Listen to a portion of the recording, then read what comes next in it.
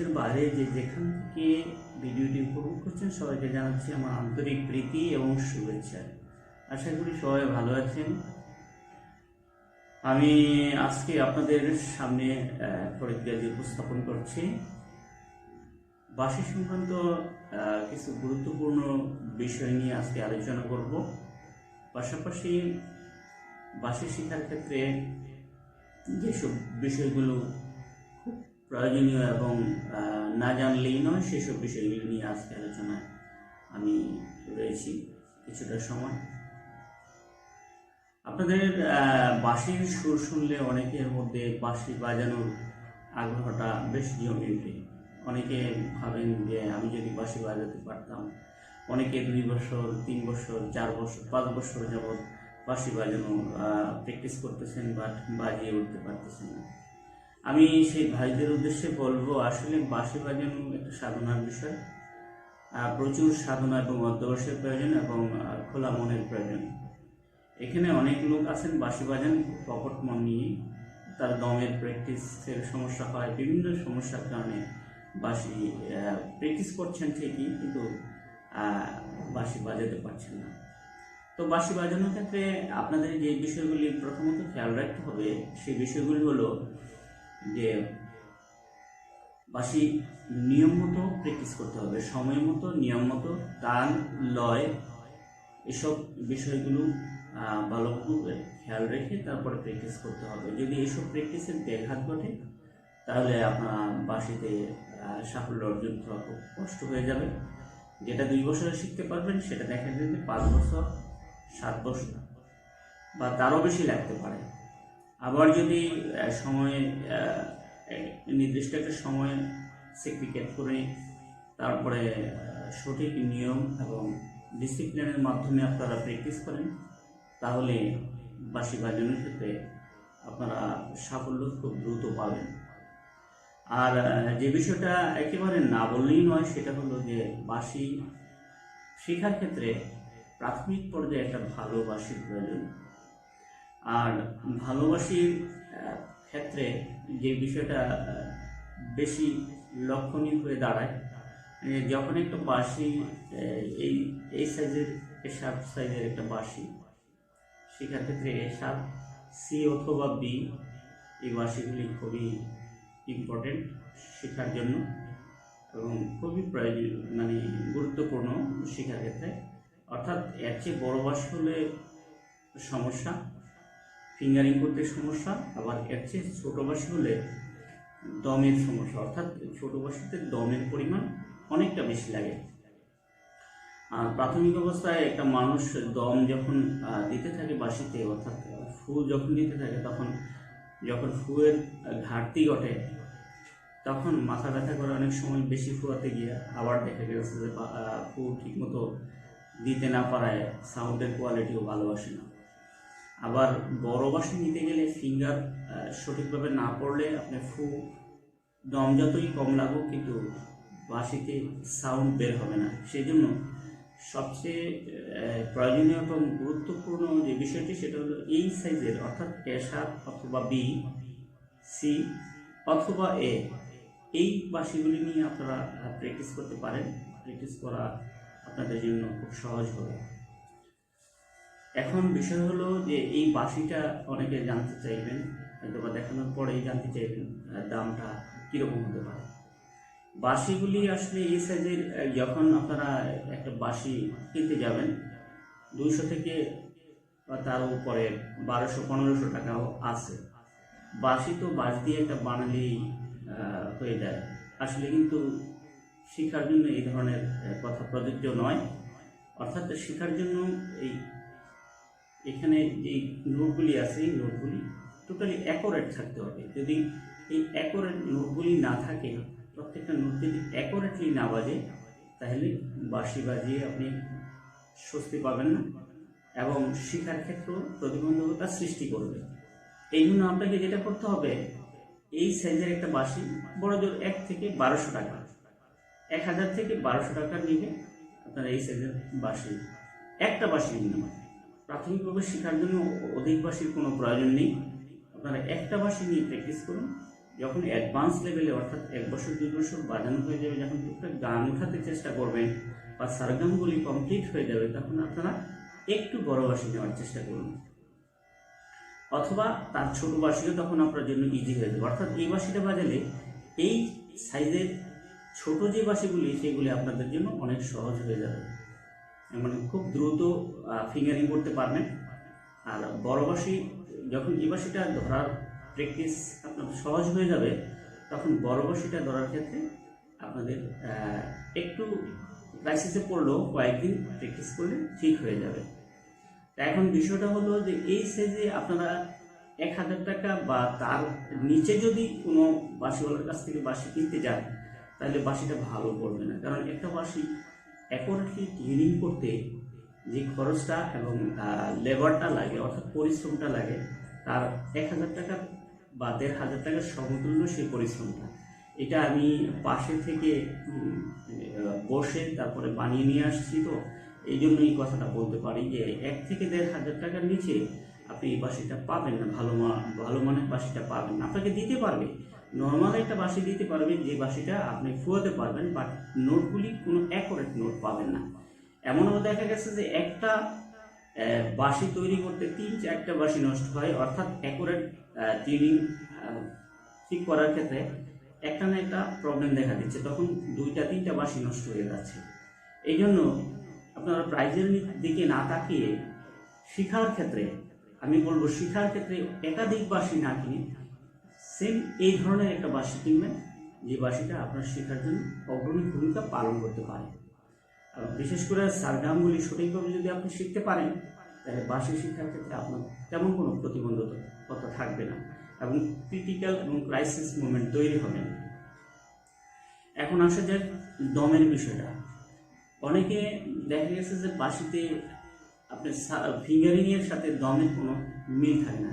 এই জন্য প্রথমত যেটাকে করতে হবে সেটা হলো যে দম প্র্যাকটিসটা অব্যাহত রাখতে হবে, অর্থাৎ 2 বেলার দম প্র্যাকটিস করতে পারেন। আমি আমার এই পেজে দম প্র্যাকটিসের নিয়মগুলি লিখে দিয়েছি অন্যান্য পোস্টে, আপনারা সেই সব পোস্টগুলি ভালোভাবে পড়লে আপনারা দম প্র্যাকটিসটা আয়ত্ত করতে পারবেন এবং ইজিলি। যদি এরপরও আপনাদের কোনো প্রবলেম হয় দম প্র্যাকটিসের ক্ষেত্রে, আপনারা স্ক্রিনের নাম্বার অথবা ওই আমার পেজে যে নাম্বারটা দেওয়া আছে ওই নাম্বারে ফোন দেবেন, ফোন দিয়ে বিষয়গুলি জেনে নেবেন। আশা করি আপনাদের জন্য সহজ হবে। আজকে আমি বাঁশিতে যে বিষয়টা আপনাদের সাথে শেয়ার করব সেটা হলো, প্রথমত বাঁশির প্রাথমিক ধাপটা হলো ফিঙ্গার সেট করা, অর্থাৎ আঙুলকে সেট করা। এই প্রত্যেকটা ফুটার সাথে আঙুলকে সেট করা। এটা একটা এর শার্পের বাঁশি। এখানে এটা হলো ব্লোয়িং হোল, অর্থাৎ ফু দেওয়ার ছিদ্র, আর এইগুলি হলো এই 6টা হলো সারগামের অর্থাৎ বিভিন্ন নোট। আর ছোট একটা নোট আছে, এটা হলো যখন আমরা পরিমা বাজাই, উদরার পরিমা বাজাতে আমাদের এই নোটটা ব্যবহার হয়। অবশ্য এই নোটটা প্রাথমিক শিক্ষার্থীদের ক্ষেত্রে অতটা লাগে না, কিন্তু বাঁশির সৌন্দর্য রক্ষা করার স্বার্থে এটা ব্যবহার করা হয়। তো যাই হোক, এখন বাঁশিটাতে কীভাবে ফিঙ্গার সেট করতে হয় আমি আজকে দেখিয়ে দেব। আপনারা এই সিস্টেম লক্ষ্য করলে আপনাদের ফিঙ্গার সেটের কোনো প্রবলেম থাকবে বলে আমি মনে করি না। আরেকটা বিষয় সেটা হলো যে আমি এখন থেকে ধারাবাহিকভাবে সারগাম, বিভিন্ন সারগামের উপর ভিডিও দিতে থাকবো। আপনারা আমার পেজের সাথে থাকবেন। আমার এই পেজের ভিডিও যদি আপনাদের ভালো লাগে তাহলে শেয়ার করবেন বন্ধুদের মাঝে, পাশাপাশি কমেন্টস করবেন, লাইক দিবেন দয়া করে। এখন ফিঙ্গারের বিষয়টা যেটা দেখছি, ফিঙ্গার কীভাবে সেট করা হয়। অনেকে আঙুলের অগ্রভাগে সেট আপ করে।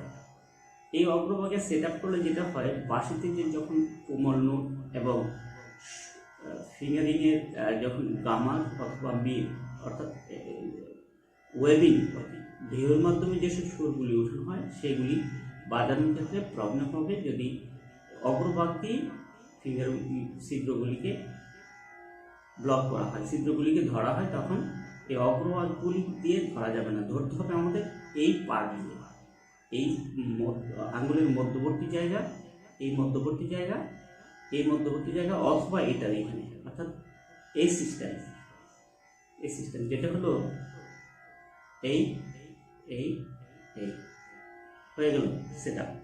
অর্থাৎ এই দুই আঙ্গুলের মধ্যবর্তী অংশ আর এই আঙ্গুলের অগ্রভাগ সেট করার জন্য, মানে ইজিলি ধরার জন্য।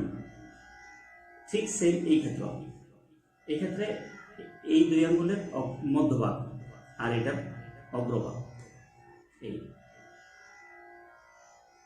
এই হলো বাঁশি ধরার উত্তম এবং শ্রেষ্ঠ নিয়ম। এই নিয়মের মাধ্যমে বাঁশি ধরলে যে কোনো বড় বাঁশি আপনি ইজিলি ধরতে পারবেন এবং ইজিলি সেটাকে মুভিং করতে পারবেন, খুব সহজে সেটাকে মুভিং করতে পারবেন। তো এখন বিষয়টা হলো যে বাঁশি প্রাথমিক অবস্থায় যদি বড় বাঁশি ধরে ফেলেন তাহলে বড় বাঁশির জন্য ফিঙ্গারিং সেট করা অনেকটা কঠিন হয়ে যাবে। এই জন্য এই অ্যাশার্পেড বাঁশিটি আপনাদের জন্য সবচেয়ে ইম্পর্টেন্ট এবং বাঁশি প্রাথমিক শিক্ষার্থীদের জন্য অ্যাশার্পেড বাঁশির বিকল্প নেই। যদি প্রথম অবস্থায় আপনারা বড় বাঁশি ধরে ফেলেন অথবা এর চেয়ে ছোট বাঁশি ধরেন তাহলে দুইটাই সমস্যা। সেটা হলো বড় বাঁশি আঙ্গুল সেট করতে সমস্যা, আর ছোট বাঁশিতে দম দিয়ে তুলাতে পারবেন না, অর্থাৎ ছোট বাঁশিতে দম বেশি লাগে। এই জন্য এই বাঁশিটা দম যেরকম কম লাগবে এবং ফিঙ্গারিং করতে আপনার জন্য অনেক ইজি হয়ে যাবে। এখন ফু দেওয়ার সিস্টেমটা আমি একটু দেখিয়ে দেব। আপনারা যে কোনো পর্যায়ে এই ধরনের একটা বাঁশি সংগ্রহ করে প্র্যাকটিস করতে শুরু করবেন। আর ভয়ের কোনো কারণ নেই। অনেকে হতাশায় পড়ে যান যে আমি মনে হয় বাঁশি শিখতে পারবো না। এই হতাশায় পড়া যাবে না। আপনার কনসেন্ট্রেশন ঠিক থাকতে হবে। কনসেন্ট্রেশন অর্থাৎ মনোযোগটা যদি সঠিকভাবে থাকে তাহলে আপনার বাঁশি শেখার ক্ষেত্রে কোনো অন্তরায় চলে আসবে না, কোনো অন্তরায় থাকবে না, বাধা থাকবে না। মানুষ ইচ্ছা করলেই কিন্তু অনেক কিছু জয় করতে পারে। এভারেস্ট জয় করছে ইচ্ছা করে। যদি ভয়ভীতি থাকতো তাহলে এভারেস্টে জয় করা হতো না। তো তদ্রূপ যত বড় কঠিন কাজই থাকুক, কনসেন্ট্রেশন বা সদিচ্ছা এবং দৃঢ় মনোবল এইটাই আপনাকে সামনে এগিয়ে নিয়ে যাবে। আপনি কয় বছর লাগবে এটা টার্গেট দিয়ে শিখতে পারবেন না। আপনার মেধা কখন কীভাবে কাজ করে সেটা আপনি কখনো বলতে পারবেন না। সুতরাং এই ধরনের টার্গেট দিতে পারবেন না যে আমি 2 বছরে শিখে ফেলবো, আমি 5 মাসে শিখে ফেলবো, কে বলে আমি 1 মাসে শিখে ফেলছি। এসব আসলে ভ্রান্ত কথা, এগুলি ভুল কথা। এগুলির মাধ্যমে কখনো কোনো সাকসেস আসে না, বরং এগুলির মধ্যে অনীহা সৃষ্টি হয়। আমি যদি বলি যে আপনাকে আমি 1 মাসে বাঁশি শিখিয়ে দেবো, যদি দেখা যায় যে আপনি 1 মাস ট্রাই করে পারছেন না, তখন আপনার এটার প্রতি অবহেলা বা অনীহা চলে আসবে, তখন ভালোবাসা থাকবে না, তখন এটার প্রতি একটা নেগলিজেন্সি বা ঘৃণার ভাব চলে আসবে। দূর, 1 মাসে পারলাম না। তো সুতরাং আপনারা এই ধরনের মনোভাব নিয়ে কাজ করবেন না। সাকসেসের জন্য কাজ করতে গেলে লেগে থাকতে হবে। লেগে থাকলে অবশ্যই ইনশাল্লাহ সাকসেস করতে পারবেন। এখন ব্লোয়িংটা দেখাচ্ছি। ব্লোয়িংটা হলো আপনার ঠোঁটের নিচের অংশটা সেট করবেন ব্লোয়িংয়ের ঠিক পাশের অংশে, মাঝামাঝি অবস্থানে রেখে এইভাবে।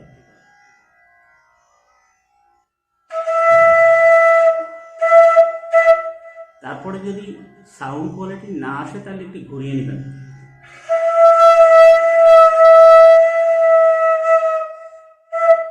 ঘুরিয়ে নিলে যে অংশটায় সাউন্ডটা বের হবে ঠিক সেই অংশটায় রেখেই সাউন্ড বাঁশিতে ফু দিতে হবে।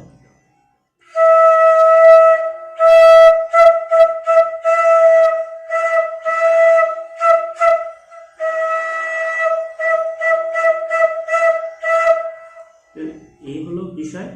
আর ফিঙ্গারিং সেটের ক্ষেত্রে আমি আবার বলছি যে এই 2 আঙ্গুলের মধ্যবর্তী অংশ আর শেষ আঙ্গুলের অগ্রভাগ, এই 2 আঙ্গুলের মধ্যবর্তী অংশ শেষ আঙ্গুলের অগ্রভাগ এইভাবে সেট করলে আপনার এই হলো সেট আপ। এইভাবে সেট করলে আপনার ফিঙ্গারে কোনো আঁচ করবে না এবং ধরতে কোনো সমস্যা হবে না। বড় বাঁশি আপনি ধরতে সহজ করবে। তা আশা করি আমার এই ভিডিওটাতে সামান্যতম হলেও আপনি উপকৃত হবেন। তো ভালো থাকবেন। সামনের ভিডিও দেওয়ার প্রত্যাশায় আজকের মতো শেষ করলাম। আল্লাহ হাফেজ। আসসালামু আলাইকুম।